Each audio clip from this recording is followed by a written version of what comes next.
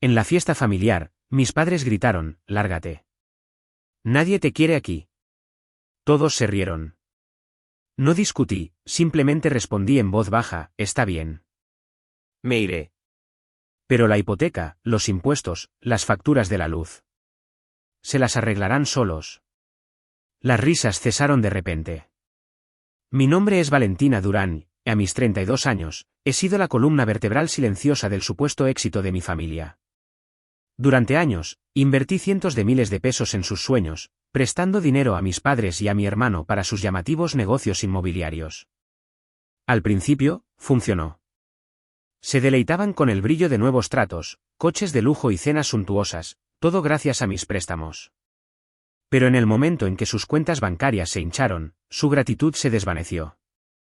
Mis padres empezaron a menospreciarme, diciendo que yo solo era la chica de la tecnología, que no entendía la ambición familiar. Mi hermano, que una vez estuvo desesperado por mi ayuda, comenzó a actuar como si su éxito fuera todo suyo, restando importancia a mis contribuciones como si fueran calderilla. Me tragué el dolor, seguí transfiriendo dinero y me mantuve en silencio, aterrorizada de que me tacharan de egoísta si me detenía. Cada petición de reembolso se topaba con excusas o un frío silencio. Aún así, me aferré a la esperanza de que la familia significaba lealtad. Esa esperanza se hizo añicos en una fiesta familiar cuando las voces de mis padres atravesaron la multitud. «Lárgate. Nadie te quiere aquí». Esas palabras encendieron un fuego en mí, y mi respuesta los dejó sin palabras. Lo que hice a continuación lo cambió todo, exponiendo sus mentiras y obligándolos a enfrentar las consecuencias de su traición. ¿Quieres saber cómo me liberé de su control y le di la vuelta a la tortilla? Suscríbete ahora para seguir mi viaje y ver cómo un solo momento puso el mundo de mi familia patas arriba. Permíteme llevarte de vuelta a la fiesta que cambió a mi familia ese día. El aire era fresco, de esa clase de tarde de otoño que te hace ajustarte un poco más la chaqueta. Entré en el camino de entrada de mis padres en Querétaro, con el estómago ya revuelto por la inquietud. Su casa suburbana bullía de conversaciones. El patio trasero se había transformado en una escena festiva. Largas mesas cubiertas con manteles blancos se extendían por el jardín, cargadas de bandejas de filete a la parrilla, elotes y cuencos de ensalada de papas. Guirnaldas de luces de hadas parpadeaban en lo alto, arrojando un cálido resplandor sobre los invitados, parientes, vecinos y algunos de los viejos amigos de mis padres. Forcé una sonrisa, abriéndome paso entre la multitud, mientras mis zapatillas se hundían ligeramente en la hierba suave. Tenía 32 años, era ingeniera de software y siempre había cumplido con mi parte por la familia. Pero esa noche, me sentía como una extraña en mi propia casa. Mi hermano Ricardo era el centro de atención cerca de la parrilla, con su voz alta y segura mientras alardeaba de su último negocio inmobiliario. Cerré otra propiedad la semana pasada, se jactaba, volteando una hamburguesa con gran estilo. Ubicación de primera, 7 cifras, dinero fácil. La multitud asentía, impresionada, y mis padres sonreían como si acabara de ganar un premio Nobel. Mi padre le dio una palmada en el hombro a Ricardo, con el rostro resplandeciente de orgullo. «Ese es nuestro chico», dijo, lo suficientemente alto para que todos lo oyeran. Mi madre intervino, con la voz rebosante de Admer Asien, ha construido un imperio de la nada.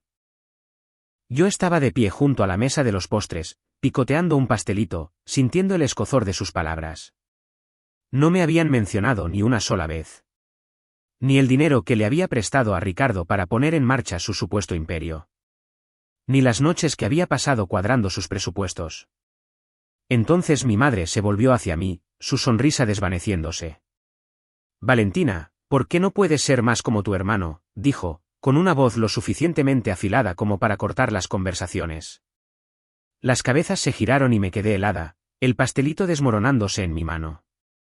Todo lo que haces es sentarte frente a un ordenador, moviendo papeles.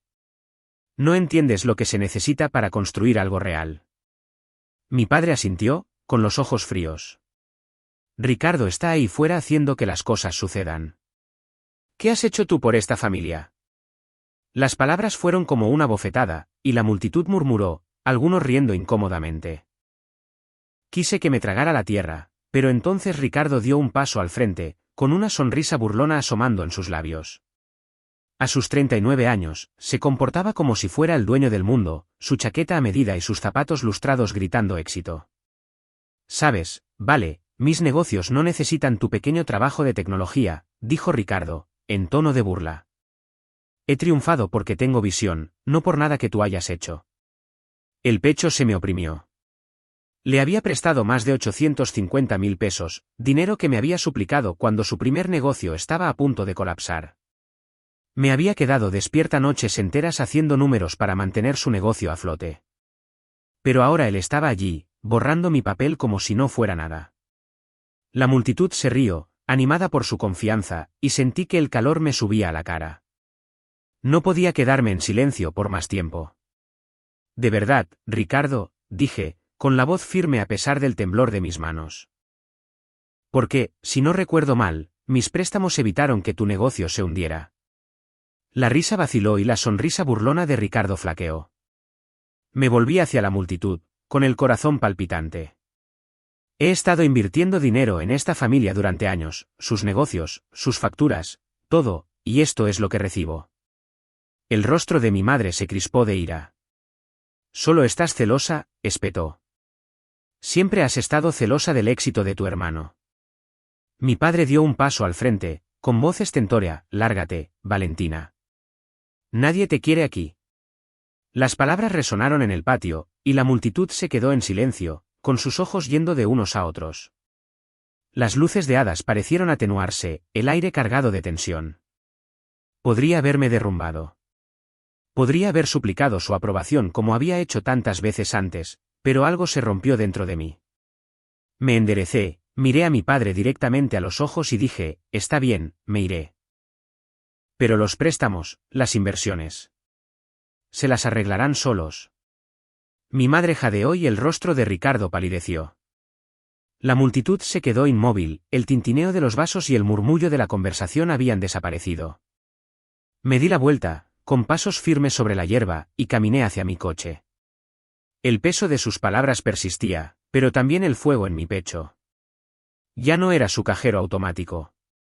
Esa noche, me marché sabiendo que acababa de encender una mecha que desentrañaría su pequeño mundo perfecto. Al amanecer, mientras tomaba café en casa, mi teléfono se inundó de mensajes. Apenas había dormido, el escozor de la fiesta de anoche todavía estaba a flor de piel. El mensaje de mi padre fue el primero, un largo y acusador texto que llenó mi pantalla. Valentina, ¿cómo pudiste humillarnos de esa manera?, escribió. Estás destrozando a esta familia al negarte a ayudar. Te criamos mejor que esto. Sus palabras se sintieron como un puñetazo, culpándome por atreverme a defenderme. Miré la pantalla, mi café enfriándose, preguntándome cómo podía tergiversar mi decisión y convertirla en una traición. No respondí, pero el nudo en mi estómago se apretó. Luego, mi teléfono vibró de nuevo, esta vez con notificaciones de las redes sociales. Ricardo había publicado una diatriba pública, sus palabras afiladas y venenosas. Algunas personas no pueden soportar el éxito de sus hermanos, escribió, etiquetándome para que todos pudieran verlo. Valentina está demasiado celosa para apoyar a su propia familia, dándonos la espalda cuando más la necesitamos. Me desplacé por los comentarios, mi corazón hundiéndose a medida que los me gusta y las comparticiones se acumulaban. Desconocidos me llamaban mezquina e ingrata, mientras que viejos amigos de la preparatoria intervenían, diciendo que siempre había sido una engreída. La publicación de Ricardo me pintaba como la villana, borrando todo lo que había hecho para mantener su negocio a flote. Antes de que pudiera procesarlo, sonó mi teléfono. Era la esposa de Ricardo, Tania. Su voz era gélida. Valentina, ¿te das cuenta de cuánto has dañado la reputación de nuestra familia?, dijo. Estás actuando como una niña egoísta, arrastrando nuestro nombre por el fango. Agarré el teléfono, con la mandíbula apretada, pero me mantuve en silencio. Tania esperó una respuesta. Colgó, dejando que sus palabras resonaran en mi cabeza. La había visto solo unas pocas veces, siempre en tensas reuniones familiares, pero su lealtad a Ricardo era inquebrantable. Su llamada se sintió como otro intento de hacerme sentir culpable para que me sometiera. Las notificaciones seguían llegando. La publicación de Ricardo se había vuelto viral en nuestro pequeño círculo de Querétaro, y ahora parientes lejanos y antiguos vecinos se sumaban a las críticas.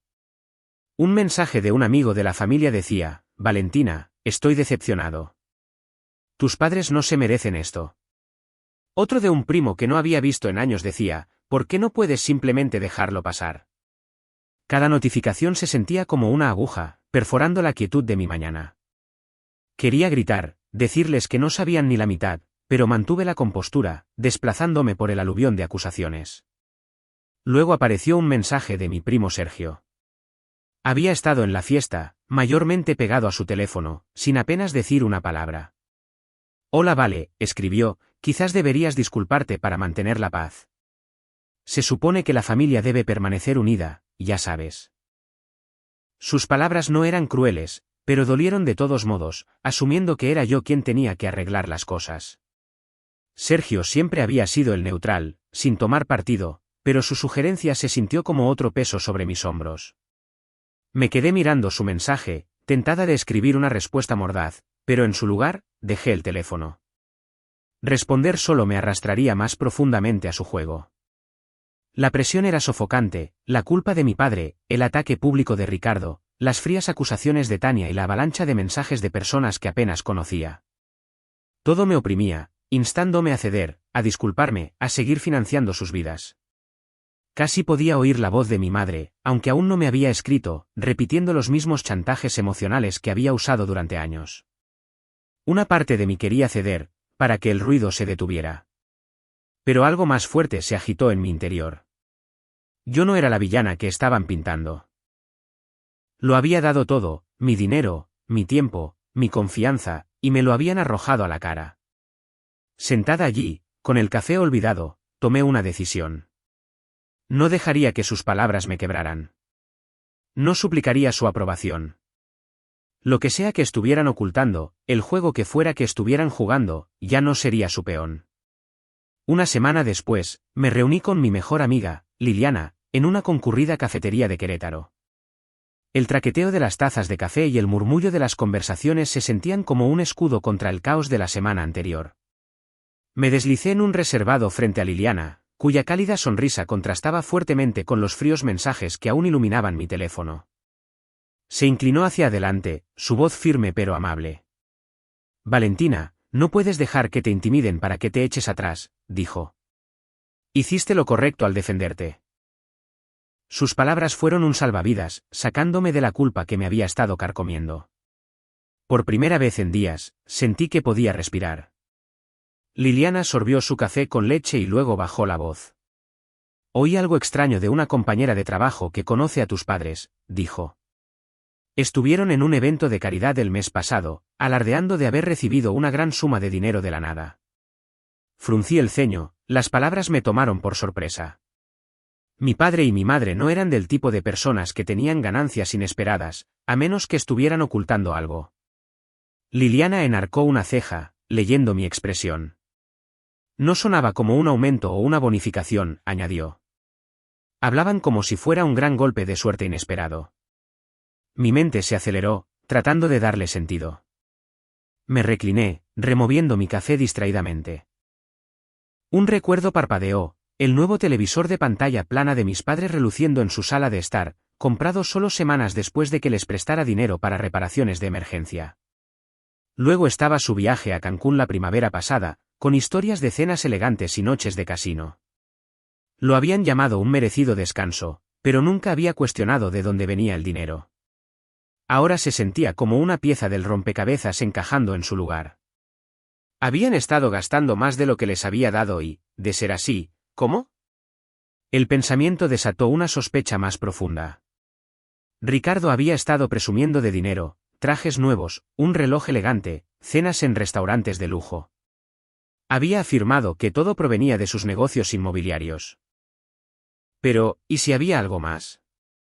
¿Y si él y mis padres estaban ocultando un desastre financiero del que yo no sabía nada? Expresé la pregunta en voz alta, y Liliana asintió, con expresión seria. Algo no cuadra, vale, dijo. Si actúan como si les debieras algo, pero tienen dinero para quemar, hay una historia que no están contando. Liliana dejó su taza, su tono cambiando a uno práctico. Necesitas revisar tu buró de crédito, instó. Si han estado usando tu nombre o tu dinero de maneras que no conoces, ahí es donde encontrarás la verdad. La idea me golpeó como una sacudida. Nunca había considerado que mi familia pudiera haber cruzado esa línea, pero la sugerencia de Liliana tenía sentido. Un informe de crédito podría revelar préstamos, cuentas o deudas vinculadas a mi nombre, cosas que no había autorizado. El pensamiento me revolvió el estómago, pero también encendió una chispa de determinación. Si estaban ocultando algo, necesitaba saberlo. Miré a Liliana, invadida por la gratitud. Su consejo no era solo consuelo, era una hoja de ruta. Tienes razón, dije, mi voz firme por primera vez en toda la semana. Voy a investigar esto. Liliana extendió la mano sobre la mesa, apretando la mía. Puedes con esto, vale, dijo. Lo que sea que estén escondiendo, eres más fuerte que sus mentiras. Asentí, sintiendo un destello de esperanza. Al salir de la cafetería, tomé nota mental de solicitar mi reporte de crédito esa noche. El peso de las acusaciones de mi familia aún persistía, pero ahora tenía un plan. Ya no estaba simplemente reaccionando, estaba tomando el control. Una noche de miércoles, tarde, estaba sentada en mi apartamento, revisando registros financieros. La pantalla de mi portátil brillaba con el reporte de crédito que había solicitado por consejo de Liliana, y lo que encontré me heló la sangre. Un préstamo por 1.020.000 pesos figuraba a mi nombre, con fecha de hacía 6 meses, y mi firma no aparecía por ninguna parte. Me quedé mirando los números, con el corazón palpitando. Nunca había solicitado ese préstamo, ni siquiera había oído hablar de él. El nombre del prestamista, un pequeño banco en Querétaro, me devolvía la mirada, prueba innegable de que alguien había usado mi identidad. Me temblaban las manos mientras me desplazaba, la traición hundiéndose en mí. Mi teléfono vibró, sacándome de mi conmoción. Era un mensaje de mi abuela, Matilde, que había estado en silencio desde la fiesta. Valentina, escribió, oí a tus padres y a Ricardo hablar en la fiesta sobre algunas deudas de juego. No quería preocuparte, pero creo que deberías saberlo. Se me revolvió el estómago. Deudas de juego.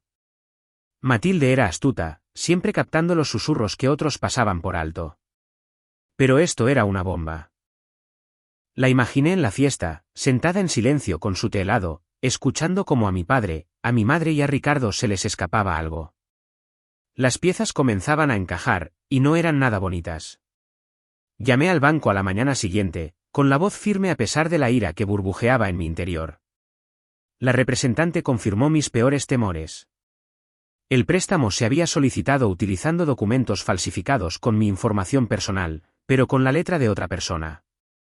Está vinculado a la dirección de sus padres, dijo, vacilando, y a un cofirmante llamado Ricardo Durán. Mi hermano, Ricardo. Mi padre. Mi madre. Habían actuado a mis espaldas, falsificando mi nombre para cubrir sus huellas. Le di las gracias a la representante, colgué y me senté en silencio, con el peso de su engaño aplastándome. Investigué más a fondo, buscando en Internet cualquier rastro de los problemas financieros de Ricardo. Unos pocos clics me llevaron a un foro de negocios local donde los agentes inmobiliarios intercambiaban chismes. Una publicación me llamó la atención, los negocios de Ricardo Durán se están desmoronando. He oído que está metido hasta el cuello con corredores de apuestas, debiendo mucho por partidas de póker. Mi hermano, el autoproclamado rey de los bienes raíces, se estaba ahogando en pérdidas de juego. Su imperio, al borde del colapso. Los préstamos que le había dado no eran suficientes, así que habían usado mi nombre para pedir más, arriesgando mi futuro para salvar el suyo. Agarré mi teléfono y le envié un mensaje a Ricardo, explica el préstamo de 1.020.000 pesos a mi nombre ahora. Su respuesta llegó rápido, demasiado rápido. No tengo idea de qué hablas, vale, escribió. Deben ser mamá y papá. Ellos se encargan de las finanzas. Su evasiva era patética, echando la culpa a nuestros padres como un cobarde. Casi podía oír su tono engreído, el mismo que había usado en la fiesta para menospreciarme. Pero esta vez, no me lo tragué. Él sabía exactamente lo que había hecho, y ellos también. Pasé la siguiente hora imprimiendo extractos bancarios, guardando capturas de pantalla y organizando cada pizca de evidencia. Los documentos del préstamo falsificado, el mensaje de Matilde, las publicaciones del foro. Todo estaba encajando. Mi familia había construido un castillo de naipes, y yo estaba a punto de derribarlo. No solo estaba enojada, estaba concentrada. Necesitaba enfrentarlos cara a cara con pruebas que no pudieran negar. No se trataba de venganza, se trataba de recuperar mi vida. Para cuando cerré mi portátil, mi determinación era férrea. Los vería pronto, y responderían por todo. Una semana después, conduje hasta la casa de mis padres, agarrando los extractos bancarios. Mis nudillos estaban blancos sobre el volante, la carpeta de pruebas en el asiento del pasajero era un pesado recordatorio de lo que estaba a punto de hacer. Las tranquilas calles de Querétaro se sentían demasiado calmadas para la tormenta que se gestaba en mi interior. Aparqué en su entrada, respiré hondo y caminé hacia la puerta principal, cada paso impulsado por la resolución. No estaba allí para suplicar o negociar. Estaba allí para enfrentar la verdad. Mi padre abrió la puerta, su rostro tensándose al verme. Valentina, dijo, con voz seca. ¿Qué quieres? Entré sin esperar una invitación, mi madre estaba en la sala de estar, con los brazos cruzados. El aire estaba cargado de tensión. La misma habitación donde una vez me habían agradecido mi ayuda ahora se sentía como un campo de batalla. Dejé la carpeta sobre la mesa de centro, con los documentos del préstamo encima. Expliquen esto, dije, señalando el préstamo de 1.020.000 pesos a mi nombre. Yo no lo firmé. Los ojos de mi madre se abrieron de par en par, pero se recuperó rápidamente. Tuvimos que hacerlo, Valentina, dijo, en tono defensivo. Ricardo estaba en problemas y necesitábamos salvarlo. Tú no lo entenderías. Mi padre asintió, acercándose. Fue por la reputación de la familia, añadió. Si el negocio de Ricardo fracasaba, todos quedaríamos mal. Hicimos lo que teníamos que hacer. Sus palabras eran un escudo endeble, y veía perfectamente sus intenciones. No estaban protegiendo a nadie más que a sí mismos. ¿Salvarlo de qué?, insistí, con voz afilada. ¿De sus deudas de juego? Sé lo de los corredores de apuestas, las partidas de póker, las pérdidas que se acumulan. Abrí la carpeta, extendiendo los extractos bancarios y las capturas de pantalla de las publicaciones del foro. Falsificaron mi nombre para cubrir su desastre, poniendo en riesgo mi futuro. Eso no es familia, eso es traición. El rostro de mi padre enrojeció, pero mi madre dio un paso al frente, alzando la voz. ¿Cómo te atreves a acusarnos?, dijo. Siempre hemos hecho todo por esta familia. Todo, repliqué. ¿Cómo mentirme? ¿Usar mi identidad para ocultar los fracasos de Ricardo? Señalé los documentos, mis manos ahora firmes. Tomaron 1.020.000 pesos a mi nombre sin preguntar. Eso no es amor. Es un robo. Mi padre intentó interrumpir, pero levanté una mano. No, papá. No vas a salir de esta con palabras. Confié en ustedes y me utilizaron. La expresión de mi madre cambió a algo más suave, manipulador. Valentina, por favor, dijo, con voz temblorosa. La familia se ayuda mutuamente. Se supone que debes apoyarnos, no destrozarnos. Mi padre intervino, su tono cargado de culpa. Si de verdad te importara, nos ayudarías a arreglar esto. Somos tus padres. Sus palabras eran una táctica familiar, una en la que había caído demasiadas veces. Pero no hoy. Negué con la cabeza, mi resolución inquebrantable. He terminado de ser vuestra red de seguridad, dije. Voy a cortar el contacto y voy a denunciar este fraude de préstamo a las autoridades. Sus rostros se congelaron, la habitación en silencio, excepto por el leve zumbido del refrigerador. La boca de mi madre se abrió, pero no salieron palabras. Mi padre dio un paso hacia mí, su voz baja. ¿Te volverías contra tu propia familia?, preguntó.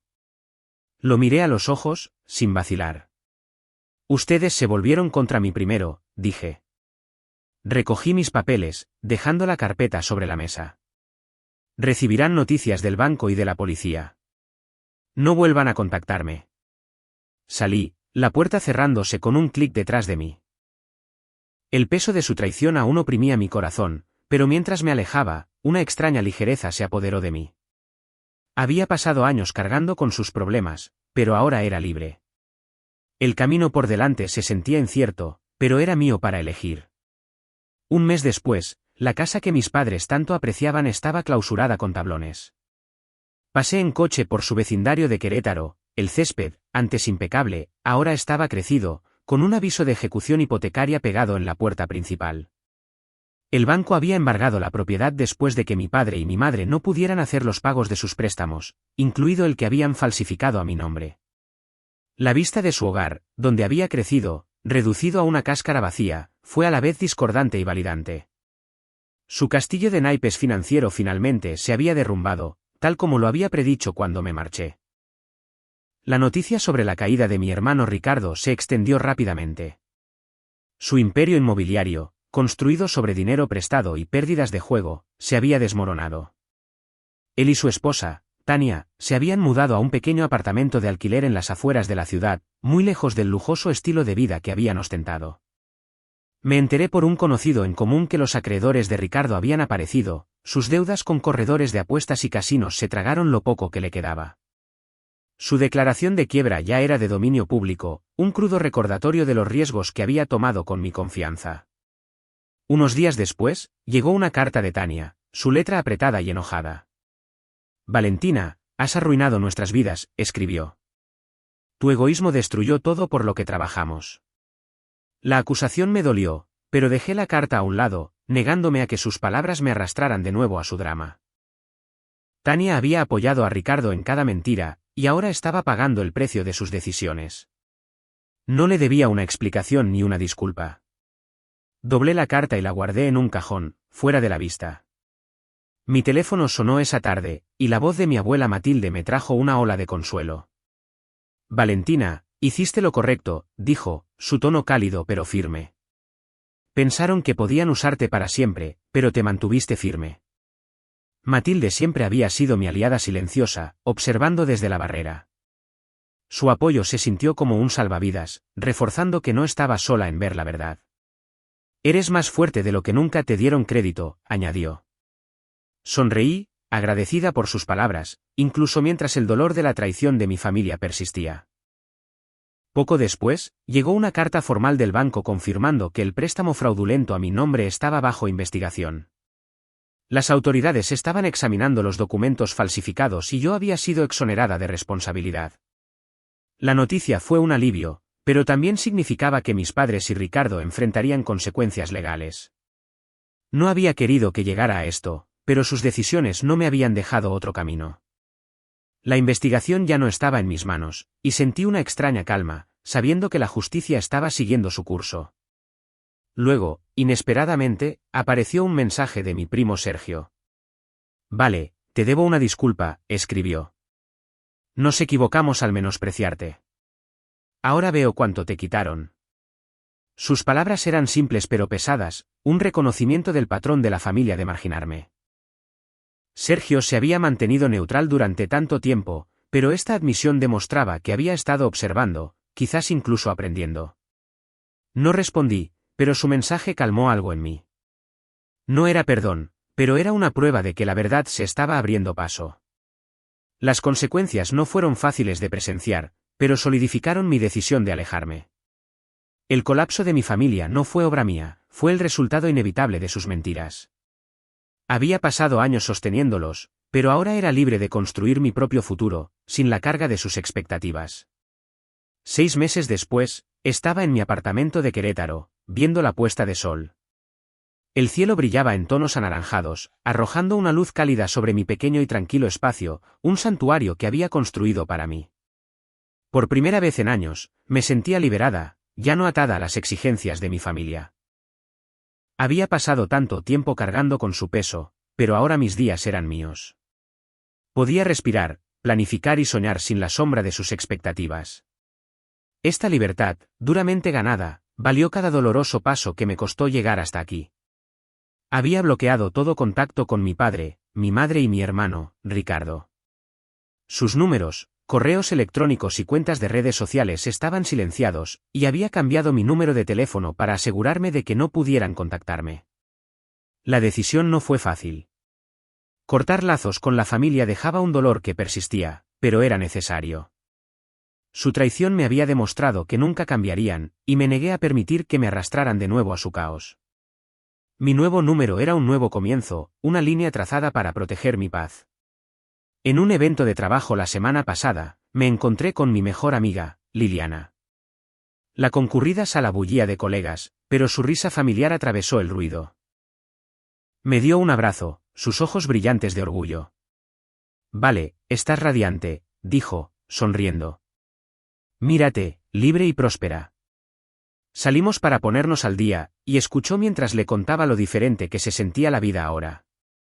La alegría de Liliana era contagiosa, su apoyo, un recordatorio de que tenía personas que me valoraban por ser yo, no por lo que podía dar.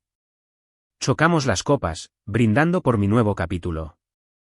Me había enterado a través de un antiguo vecino que Ricardo se enfrentaba a demandas por sus deudas de juego. Sus acreedores lo habían localizado y las notificaciones judiciales se acumulaban. Mis padres, mientras tanto, se habían instalado en un apartamento de alquiler barato, un marcado contraste con la casa que habían perdido. La noticia no me alegró, pero tampoco me sorprendió. Sus decisiones los habían llevado hasta aquí, al igual que las mías me habían llevado a la libertad. No me detuve en sus problemas.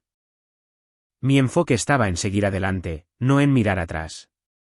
Reflexionando sobre todo, me di cuenta de la lección más difícil pero más vital: establecer límites es esencial, incluso si significa alejarse de la familia. Durante años, dejé que la culpa y la obligación me encadenaran a sus necesidades.